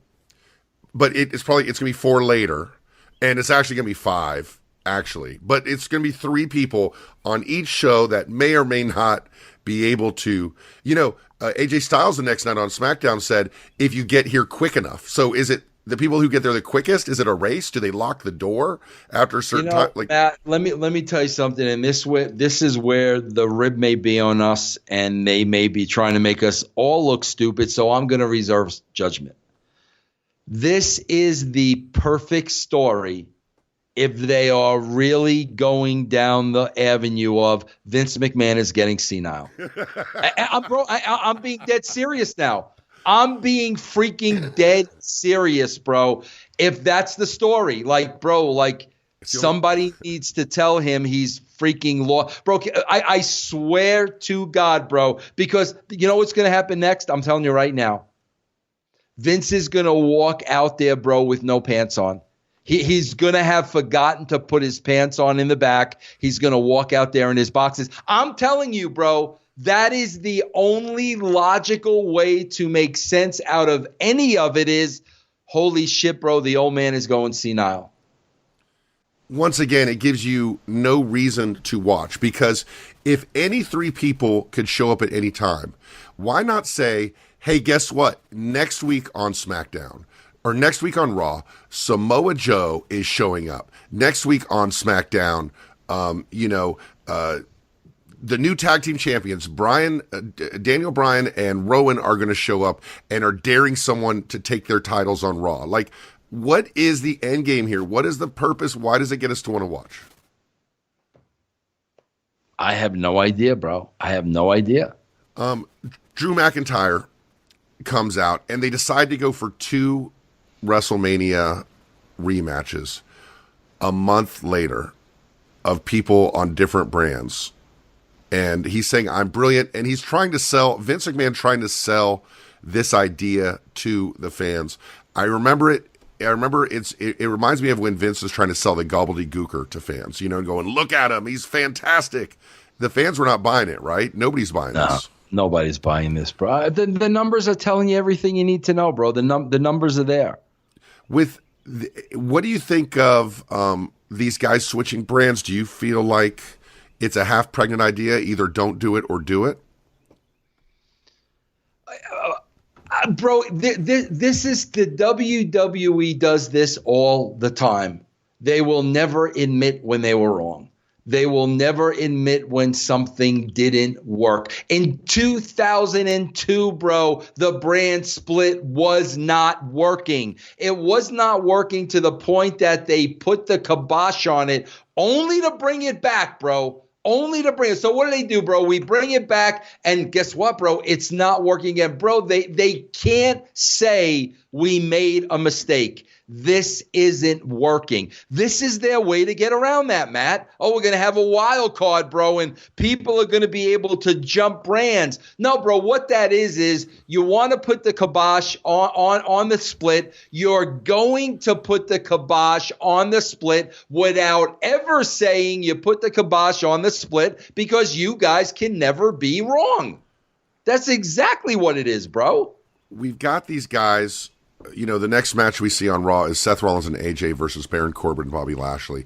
You keep seeing these guys, Corbin and Lashley, being brought up or being thrown in these matches. And sometimes they win, sometimes they lose. If you were to combine the brands, how would you establish parity? How would you establish these guys are the top guys, these guys are the middle guys, these guys are the bottom guys? It seems like they want everybody to be the top guys, but it ends up with everybody being like lower mid-carders. What would you do differently? Matt, I would literally, bro, I would throw a freaking keg of dynamite in this thing, blow it up, and freaking start from freaking scratch. I don't know how to fix the current product, bro. There's no quick fix. There are so many flaws and so many problems with it. It's not worth fixing it. It's worth blowing up and starting from scratch. I wouldn't know any other way to do it, bro. If Vince McMahon called me tomorrow to consult, I would tell him, I don't know how to fix what you're doing because, quite frankly, I don't know what you're doing. Nobody knows what you're doing. None of this is making sense to anybody. So I don't know how to make sense of this. So if you want me to consult, what I would tell you is put a freaking bullet in this thing and start over. That's what I would tell you. What do you think the process looks like with the writers and Vince when you have Sami Zayn coming out and doing the same promo he's been doing? Braun Strowman gets in a foot race with him, throws him in a garbage truck, in a dumpster, notices a garbage truck is backing up, and Sami Zayn is... Wait, hold it. First of all, how many places have you lived in, Matt? I've lived in all over the world. Give me 20? Probably, definitely. Was your at any place you lived, was your garbage ever picked up at 9 o'clock at night? No. Okay, well, see now, here's the reason why I say that. If I'm sitting at the creative meeting, that's the first thing that I'm saying. Guys, it's nothing. Guys, it's 9 o'clock at night. Like, why is the garbage being picked up at 9 o'clock at night? So you can write this? No, bro, that's illogical. The garbage men do not come in at 9 o'clock at night. Let's think of something else. Oh, no. Okay, bro, that's what I say. I wasn't disagreeing with you. I was just wondering, how many times have you seen a garbage truck beep when it wasn't backing up? Well, how many times, bro, would you see a guy thrown in the dumpster? The garbage truck picks him up. So what are you assuming? You're assuming this human being he's small. Yeah. Well, yeah. But you're assuming he's going to get grinded up into several pieces, correct? Matthew turns to me, knowing my Sami Zayn fanmanship, and goes, "So Sammy's dead now?" And I go, exactly. Yes, son, so that's Sammy's what I'm saying. dead. I'm saying this. I'm watching this. I'm like, so Sammy's dead. But bro, here's the kicker, right? Bro, there's no mention of Sami Zayn ever again by the announcers. And I'm like, wait a minute, guys, somebody just died. Like, Sami Zayn's dead. Like, and bro, no, the announcers do not say a word about it. It's the best thing. So Sami Zayn is dead, and they go, "Here comes the Lucha House Party." That's exact, bro. That is what I mean when I tell you wrestling has become a parody of itself. Sami Zayn is dead. Here comes Lucha House Party. That's what I'm trying to tell you, bro. That's what I'm trying to tell you. That's what I'm trying. And Matt, if I'm sitting in the creative meeting, that's what I'm saying. Wait a minute, bro. The announcers are sitting there. Sami Zayn just got thrown in a dumpster that's going. None of the announcers are going to run to the back to help the guy. These are the things that I'm saying, bro. That's why nobody wants to work with me, because I don't make it easy, bro. I'm going to question everything. Say, okay, bro, so a garbage truck is there at 9 o'clock at night. They throw Sami Zayn in the truck. Nobody attempts to help Sami Zayn, so we assume he's dead, and nobody's talking about the dead guy. That's why nobody wants to work with me, bro. But here's some piñatas. Yes, that's my point, bro. I make, Jeff Jarrett. Oh, Vince Russo's hard to work with. That's why, bro. That's why. Now, Vince is saying a lot of things, and I'm saying a lot of things. And I think we've all said things like, I'm not going very far, or I'm in a rush, or it's too uncomfortable, or sometimes I just forget when we're driving or riding in a car. But don't kid yourself, because there's no such thing as a good excuse for not buckling up. If you've used any of these excuses or any others, you're putting yourself at risk of injury or death. In 2017, more than 10,000 people were unbuckled when they were found dead in car crashes. That's 51% of people killed in motor vehicle crashes that were not wearing seatbelts. No matter what kind of vehicle you drive, wearing your seatbelt is the best defense in a crash. Even when you sit in the back seat, you still need to buckle up. That goes for when you ride in taxis and use ride-sharing services too. Cops are on the lookout and writing tickets, so why take the risk? In 2017 alone, seatbelts saved nearly 15,000 lives. So do the smart thing and buckle up every trip, day or night. Click it or ticket. Paid for by NHTSA.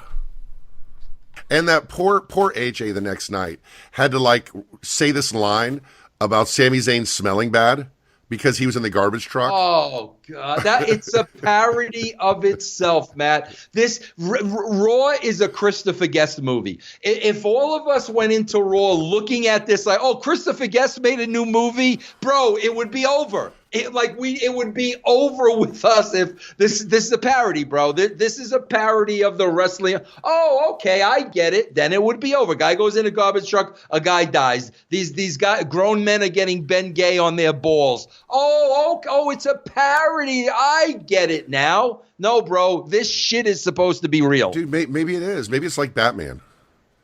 Maybe it's like the Batman 67. Maybe, bro. Maybe we're looking at it the wrong way. My favorite. Well, in Best in Show, just since we're talking about wrestling, Best in Show, my two favorite scenes, and I can't tell you why. One is the beautiful Parker Posey going in to buy the Bumblebee. Yes, yeah, of course, yeah. And she yells out, she goes, and I'm looking for an animal that you don't have. And Christopher Guest just naming nuts. No, bro, I swear to God, I was just thinking of the pine nuts, walnuts, macadamia nut. That would just get her flying off the handle. Pistachio nuts, red pistachio nuts. Why? And then what's Will Sasso in that scene with the dog? He's like, God, who's going to get a big fish, boy? What a great movie. What a great movie. But that's what I mean, bro. So maybe that's how we need to look at Raw. Like, oh, okay, this is a parody of a wrestling company. I get it now. I think you're right. It's Larry Sanders Show. Like you always wanted. I did like the Lucha House Party defeating three people. Like they had like enhancement talent there. I didn't like that they didn't have names, but they had this one guy in there who took all the bumps, who was fantastic. I didn't mind the Lacey Evans invite thing. I like that for her character. At least you're learning a little bit about her, that she's. But again, bro, you know her real. You know who she really is, right? It's not her at all. It doesn't make any sense. Why the friggin' people were telling me about Lacey Evans's background. I'm like, are you kidding me? Like, seriously, bro? And they got this out of that? She was in the Marine versions of SWAT. I mean, are you serious, bro? That you can't work with that? She lived in tents when she was a child because she was so poor. She was a young mother.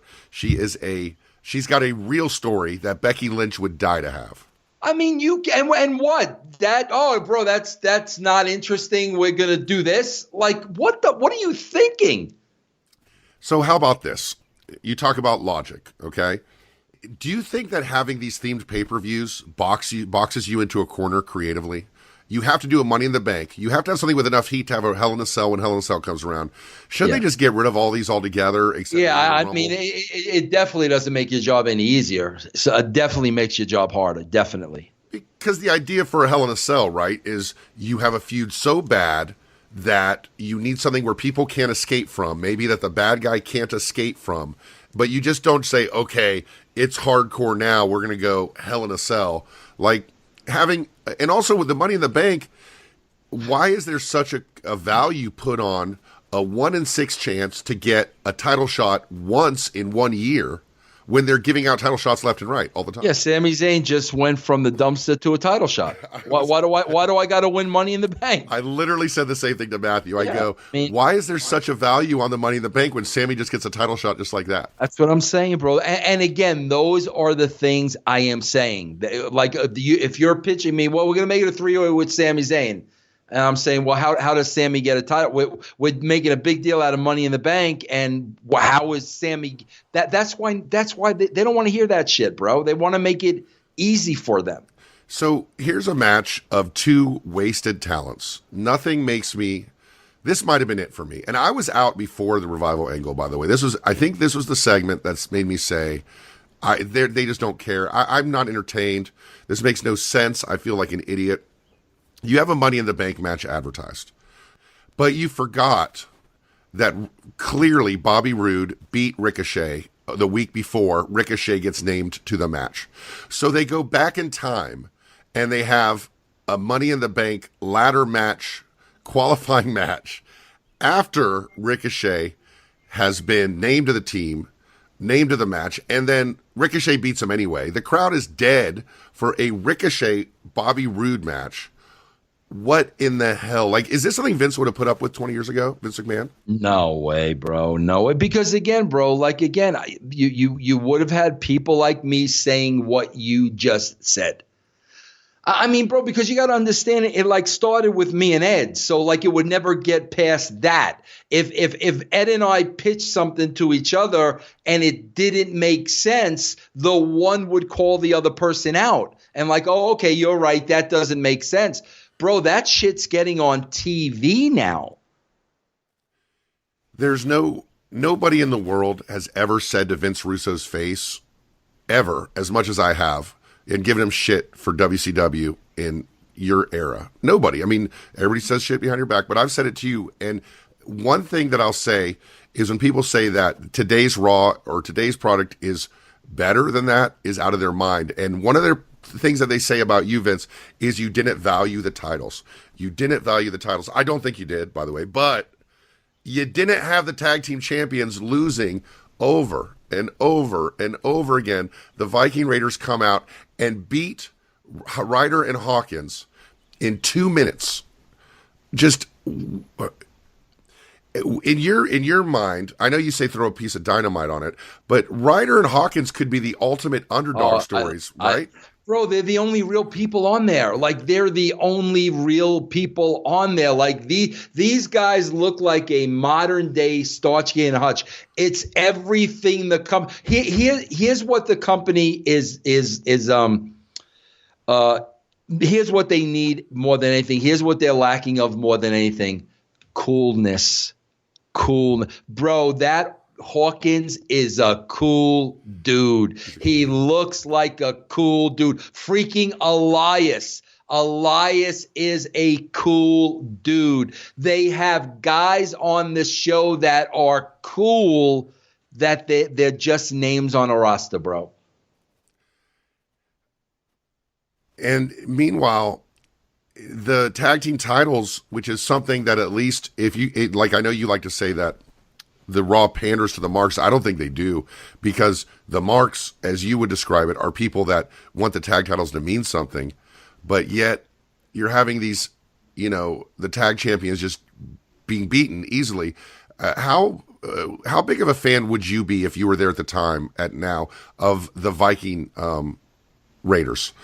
See, bro, that's would you like them? Would you write for them? Would you? See, I don't want to. I'm constantly burying and picking and burying and picking and burying and picking, bro. From what I know about these Viking guys, they really live the Viking lifestyle. They're into that. This is true. Okay. What does the WWE turn that into? They're Vikings, Vince. They're actual Vikings. And bro, I hate to tell you this, but that shit like this to me has Bruce's name all over it. Bro, I don't want to see the parody. I don't want to see the cartoon. I want to know the reality of these guys live a Viking lifestyle. One of them had a Viking wedding. What does that mean? Is it their roots? Does it go back to family? Why is that make it freaking real to me? Bro, when we put the Brood together were three really cool looking guys that lived the vampire lifestyle. They didn't sleep in coffins, bro. They didn't suck blood out of people. They lived the lifestyle. But right away, bro, these guys live the Viking lifestyle. So what are we going to do, bro? We're going to turn them into cartoons, a parody of professional wrestling, and they're going to be Vikings. That's what I mean, bro. That's a perfect example. And like, you would even accept the parody or cartoon. Like, you would even be like, if they did it tongue in cheek, like these guys think they're Vikings, haha. Like that would even be better. Bro, I did it with the guy here when I was working with Rocky Mountain Pro. There was a guy that was a Viking. And I'm like, bro, the only way I'm doing this is like everybody is laughing at you behind your back because you think you're a Viking. I said, that's the only way I'm doing this because it's corny, bro. It's freaking corny. So that's the only way I'm going to do this. So there was 2 deaths on Raw. Somebody else died? Oh, yeah. The rabbit died. And the Firefly house died. Bro, do you know what I'm hearing about that? There's a conspiracy theory going on about that, Matt. All right, let me hear it. You're going to love this because, well, you want to hear the conspiracy? I want to hear it. What got killed? The rabbit. And what was one of the characteristics of the rabbit? I don't remember. Buck teeth. Yeah, he had buck teeth. Oh, Kevin Dunn? Bro, the conspiracy theory is this was being done out of Kevin Dunn's jurisdiction, and Kevin Dunn kept burying this thing because he wasn't involved in it, and the and the rabbit was supposed to signify Kevin Dunn. The rabbit. And you know what, though? I did not mind. I hate everything about Raw, but I didn't mind the kids being like mortified while he was sitting there. I thought that was funny. Yeah, but Matt, I can't believe I went through this we talked about this, Dustin and Seven. Bro, they're never going to get away with that.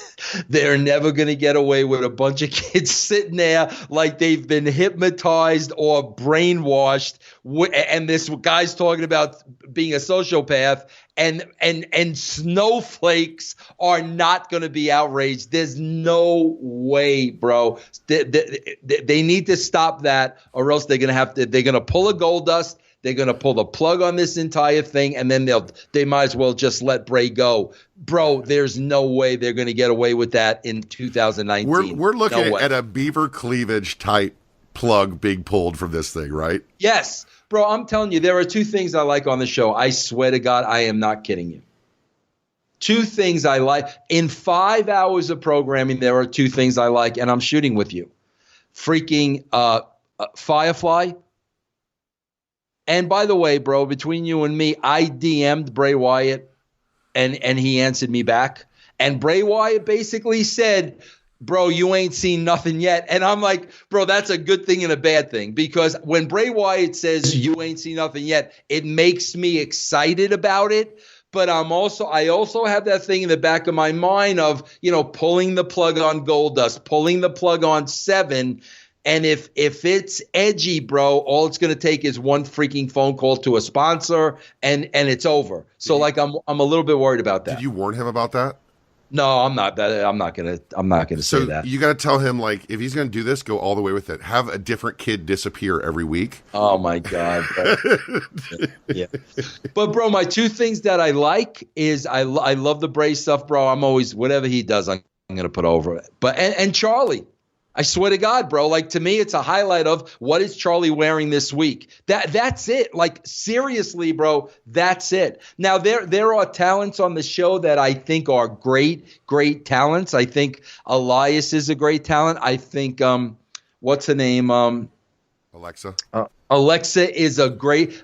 I think there are talents on the show that are outstanding, but the way those talents are portrayed to me, I'm just uninterested. We have the after the Firefly Funhouse, where the rabbit also died. They have the Drew McIntyre Roman Reigns, and here's what kind of pissed me off a little bit is when I wrote that I thought it was a terrible Raw. It said someone wrote, more than one person wrote, but yeah, this great match between Drew and Roman. I love Drew McIntyre. I've had great interactions with Drew McIntyre. He's a thoughtful, smart human being who wants to be a great professional wrestler, has every tool. But why are they fighting? Isn't it important, Vince, not only just to understand why people do what they do, but shouldn't there always be a reason why there's a match? Matt, I keep asking the same question in a completely other feud. What the frig is the heat between Miz and Shane? Because Shane grabbed his father's face? That's the heat. There's no heat there, bro. What is the heat? And it goes right with what you're saying. Why do I care about this? What is the heat? These guys are just, everybody is just fighting, bro. We're going to talk about backwards heat in a second. You have Shane coming out. You have Reigns coming out. You have Elias coming out. So there's 5 people from SmackDown that Cole wondered about. And then Shane is running from the Miz. They do another attack backstage. Like you said, there's no heat at all. No one cares. Even though people want to hate Shane and they want to like Miz, how easy would it be to give this some heat, considering who's involved? I mean, bro, all he had to do was do something to the old man. I mean, that literally is all he had to do. Do something to the old man. All Shane did was grab him by his face. That's all he did. Why not get Vince involved in this as well as? But it's exactly what you're saying, Matt. All you had to do was let Shane get some real heat on the old man.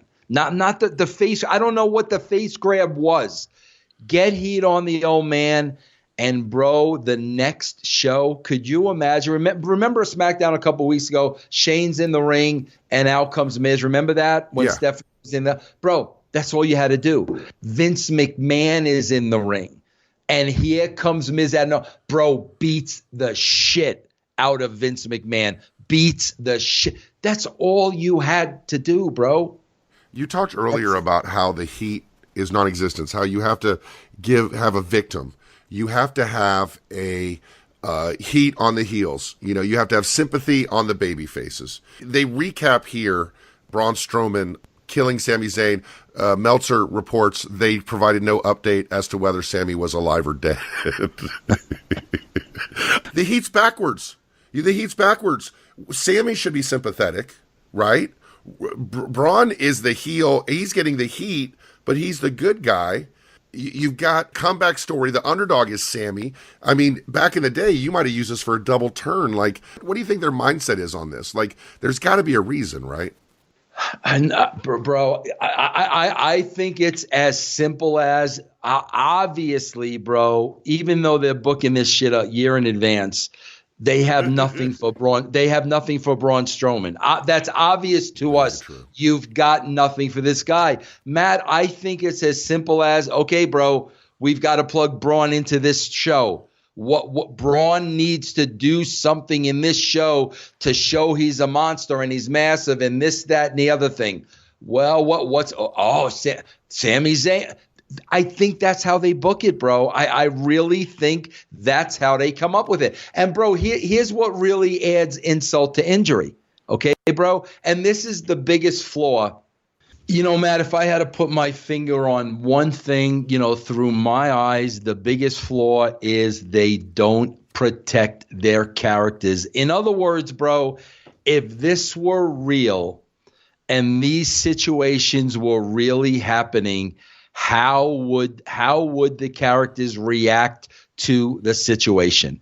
If Braun Strowman literally tried to kill Sami Zayn, how would Sami Zayn react the next week? 90% of the time, bro, there is no reaction to what happened. A perfect example, No Way Jose. No Way Jose gets killed by Lars. The following week, nothing. Bro, if I am a professional wrestler and I am in the professional wrestling business and I am attacked by a wrestler, in order to protect that wrestler has to seek some type of revenge the following week. They don't protect, they don't act like normal people would react in that same situation. Bro, seeing Shane McMahon run away from The Miz. Shane would never run away from The Miz, bro. Bro, first of all, if you're in the wrestling business, why would anybody run away from anybody else? You can't be a chicken shit, bro, and be in the wrestling business. Okay, so Shane, if anybody knows Shane and the character of Shane that we've seen, you know, falling off of cages, doing ridiculous things, he is not going to run away from a fight. Right. That's what I'm talking about, bro. How is that indicative of who Shane McMahon is at all? And how does that get people to turn off the show? People aren't going to be invested in a show if they don't believe, number one, if they don't believe in the characters. And then I think we're at the point now where I think the fans are thinking the people who are writing the product don't give a shit. And that's another level of resentment altogether, right? Oh, yeah, no, that's my issue. My issue isn't, bro, you'll never hear me talk about good idea or bad ideas because they're all subjective. Some people like my ideas, some people hated them. So I get that and I understand that. Bro, I'm not all about good ideas, bad ideas. I'm all about, I watch these shows and it looks like the people writing and producing these shows don't give a shit. That's what it looks like to me, bro. And that's where the anger and the frustration, that's where that comes in. Not that it's a bad idea. It looks like you don't give a shit, bro. If there's anything that plays to the marks, as you would call it, or placates the wrestling fans, it's the idea of the Revival versus the Usos. And, you know, if you think back in the day of whoever you think the greatest tag matches are, Midnight Express, Rock and Roll Express, there was never a moment, Vince, where they said, here's two great tag teams. Let's put them in the ring and see a great match. Never. They would always add heat to it. They would always add something to it. There would be some kind of underlying issue. But for some reason, and there's lots of conspiracies around, you have the heat going backwards again. You have the Usos playing the bullies, the Revival being the victims, I guess for the purpose of comedy. You got to love the Revival for selling it as much as they did. But does this make anybody want to see this match any more than they did before? No, of course not, Matt. And again, this goes back to the video we saw of the writers. Matt, they did this like 3 weeks ago, which I could not believe. This is so basic, bro. We opened up the show with Elias running away. Okay, Matt? He's the heel, right? Right. Matt, so if Elias is running away at the beginning of the show, what logically should happen at the end of the show? I'm not sure. I'm at a point. Elias should be beating the shit out of somebody. Elias should be giving his comeback. Elias should be getting heat, right? He ran away at the beginning of the show, looked like a pussy. Okay, at the end of the show, when you least expected, the heel's going to come back. Bro, you know how the show ended? Not with that. Elias running away. So the heel ran away at the beginning of the show, and the heel ran away at the end of the show. So now I'm looking at Elias, who can't help but be cool, and I'm like, wow, bro, I guess he's not cool. I guess he's a pussy. Bro, he runs away at the beginning. He gets his heat back at the end. Like, how difficult is that? Is there any more wasted opportunity? Is there anything more that crystallizes the issues in the WWE more than Lars Sullivan? Like, what they've done with this guy, look at the size of his head, having him beat up people, it doesn't work anymore, right? Just beating up people, it worked with Brock Lesnar maybe in 2002. They tried it with Strowman, and now they're doing it with Lars. But why does he do what he does? Is there an element of unpredictability and not being able to be controlled? What is the deal with this guy?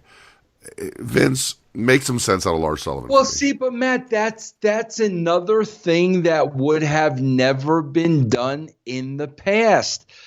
Bro, Braun Strowman and Lars are doing the same thing. You would have had one monster beating up everybody and taking everybody out, and you would have made that guy special. You've got two guys doing the same exact thing, bro. No reason. We know nothing about Lars, bro. And again, bro, we know there's a little bit of a backstory. We know this guy had some kind of an anxiety attack. Absolutely. When he was supposed to first appear on. Like, why don't we make something out of that? Why don't we make he's got this severe anxiety? This is the only way he could deal. I mean, something, bro. But he basically is doing exactly what Braun Strowman is doing. So again, what the booking procedure is. Oh, God, look at him, bro. Look at the size of his skull. We got a monster. He's just going to go out there and destroy people. What plays into that also is this last match. Daniel Bryan disappeared off the face of the earth, and there was no official announcement that he was injured. There was no official announcement when he'd come back. And so that leads everybody to believe that it's definitely a concussion-related issue. But meanwhile, he hasn't had his rematch. They get back in the ring. They don't talk about any of that stuff. They have what people think is a great match, which I'm sure it was. I didn't watch it. I was done. But at the same time, what's the reasoning? How do you play into Kofi winning the championship? Why are they on Raw? What the hell is going on? You only watched 2 hours. When did you get around to watching the last hour of Raw? Oh, well, I mean, I DVR it, bro, and so I don't watch any of the match. I just go I just go to the finish and see what the finish is. I don't watch the match.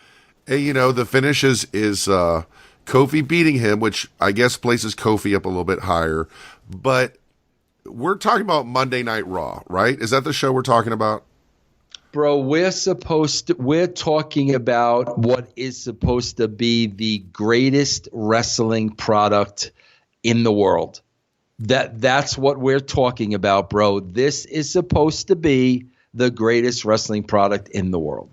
So I guess my question then is, if AJ Styles and Seth Rollins shaking each other's hands at the end of a Raw isn't the most compelling thing to get you to watch the next week, how is having the last thing happen, which is, this match between two SmackDown stars for the SmackDown Championship, how is that getting people to watch Raw the next week? I don't know. It's terrible. Let's go. Man, it's like I'm watching this, and here's the first thing that's dawning on me. I swear to God, man, because this is what I'm saying. 5 minutes into the show, I'm saying to myself, do they not know that the NBA playoffs are on the other channel? Are they that out of the world? That did they not realize the NBA playoffs are on the channel? So I'm asking myself, why am I watching this? Well, I am watching this because I have to watch this. But what that tells me is if nobody has to watch this, they're not going to watch it.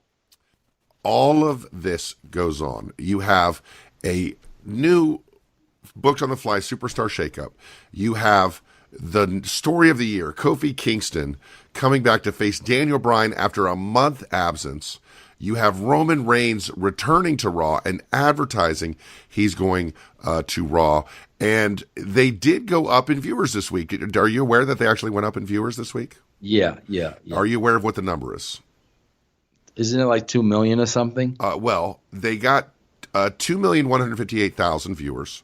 So for all of that effort, for undermining the brand split, for undermining the superstar shakeup and throwing away 3 weeks of TV, for advertising Roman Reigns ahead of time, for hot-shotting the rematch of Kofi and Daniel Bryan without any kind of build-up, they gained 94,000 viewers. Matt, you know what Insanity. here's what I'm saying to myself. If I'm that.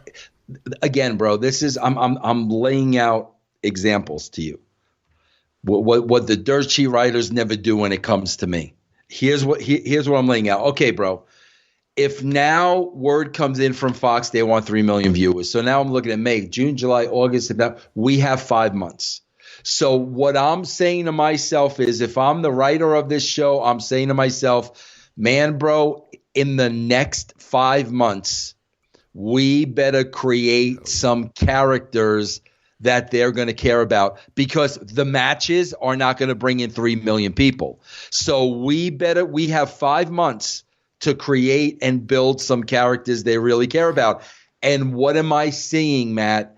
Every time they go to a vignette, the character is cutting a generic wrestling promo about how they're going to win at Money in the Bank. That's what I'm seeing. Bro, you can look at every single backstage vignette. The obvious is stated, bro. They're stating the obvious. There's no need for the vignette, and there is no character building whatsoever.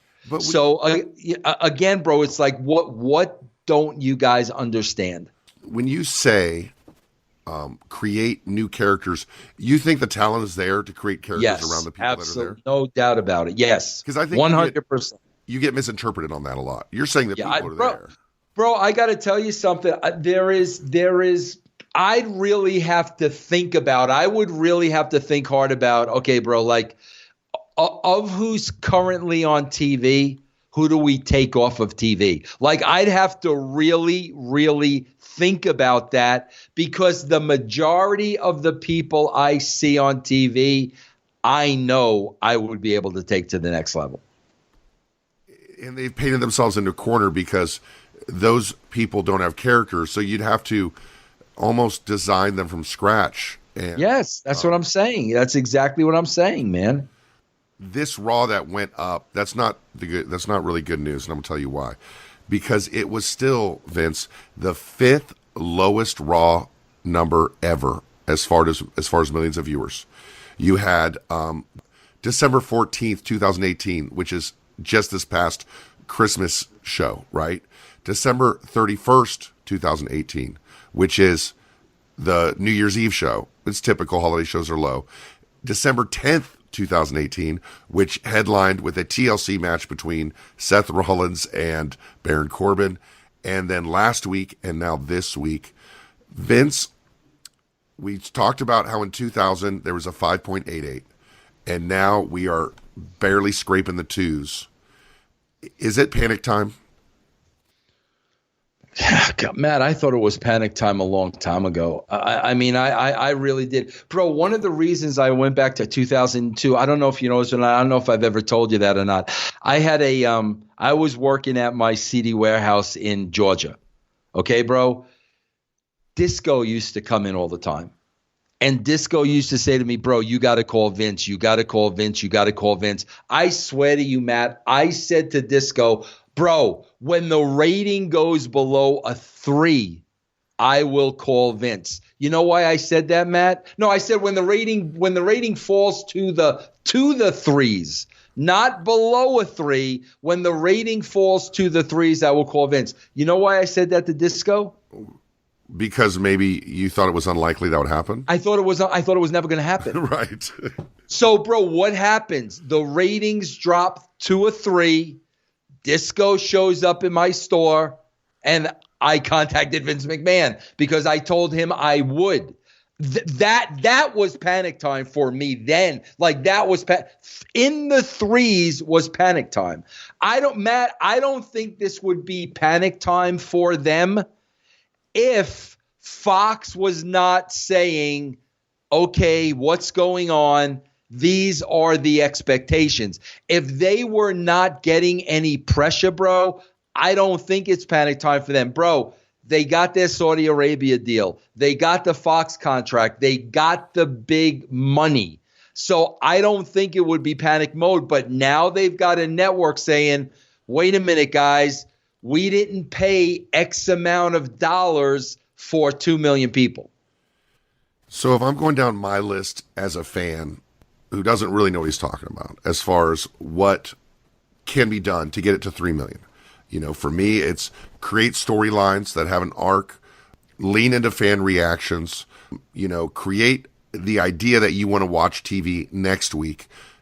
A couple other things, but then again, I don't know what I'm talking about. If you're going down the list, they have till September.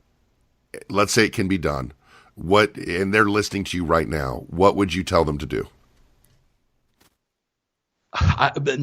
Here's the first thing I would tell them to do. Make this show. Blow it up.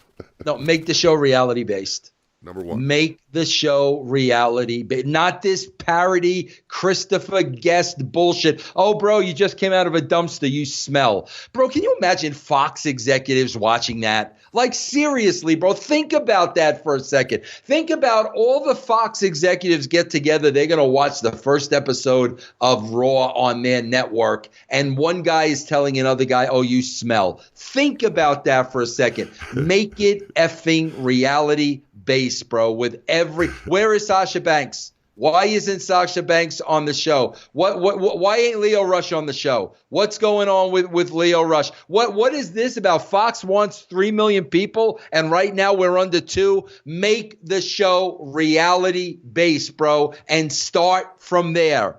It's a parody of itself. And, bro, I'm telling you, with the people you have that you've just brought in, that's what you're going to get, because that's what they freaking know. Go to reality. Make it freaking real. Let Vince McMahon go out there and say, this show sucks. Let Vince McMahon call out every one of the writers in that writer room and freaking fire their asses on live TV. Okay? Something, bro. Quit making it a joke.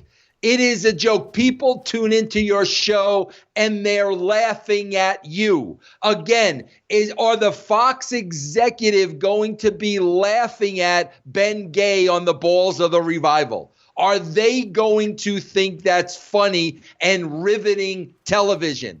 Come on, guys. You're not idiots. I don't know what the issue is, Matt. Just do it. Just freaking do it. And the opportunities are endless, whether it's pulling off the Triple H, Vince McMahon power struggle angle, or, even having it where wrestlers are quitting, are not happy and quitting, and someone's hiring away their wrestlers like AEW. There's so many opportunities there to use that reality. Reality has an infinite amount of ideas that you can draw from, right? You don't have to invent it because it's there. There's only one problem. They don't know the reality a year in advance. We will see you next week on Truth with Consequences.